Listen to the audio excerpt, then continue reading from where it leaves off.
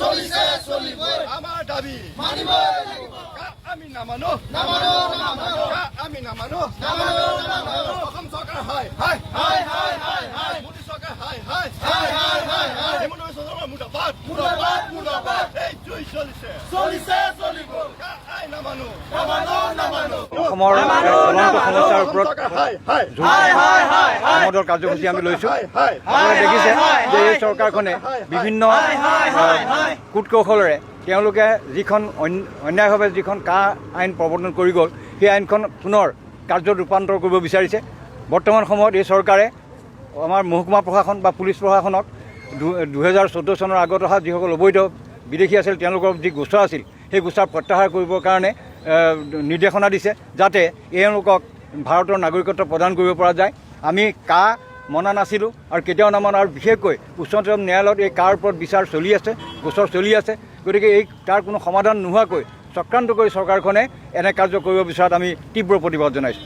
আৰু এই চৰকাৰখনৰ আজি অলপ দিনৰ পৰা তেওঁলোকে যিটো এটা পৰিৱেশ সৃষ্টি কৰিছে অসমত বহিৰাগত উচ্ছেদৰ নামত বা মানে আচলতে তেওঁলোকে আগন্তুক 2026 যি নিৰ্বাচন সেই নিৰ্বাচন কেন্দ্ৰিক কাম কাজ আৰম্ভ কৰিছে।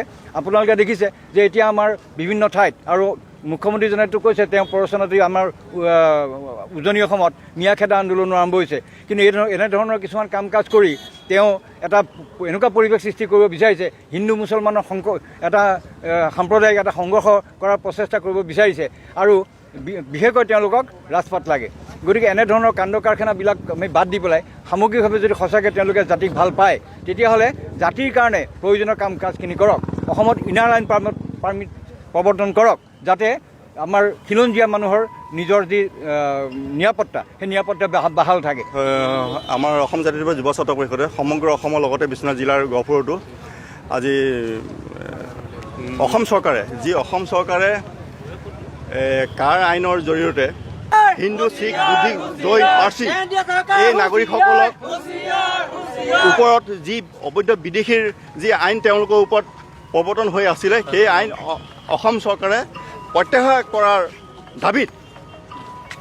বন্ধ কৰাৰ দাবীত আমি অসম যুৱ ছাত্ৰ পৰিষদে আজি সমগ্ৰ অসমত জোৰ সমদল কাৰ্যসূচীৰে প্ৰতিবাদ কৰিবৰ কাৰণে আমি আগবাঢ়িছোঁ।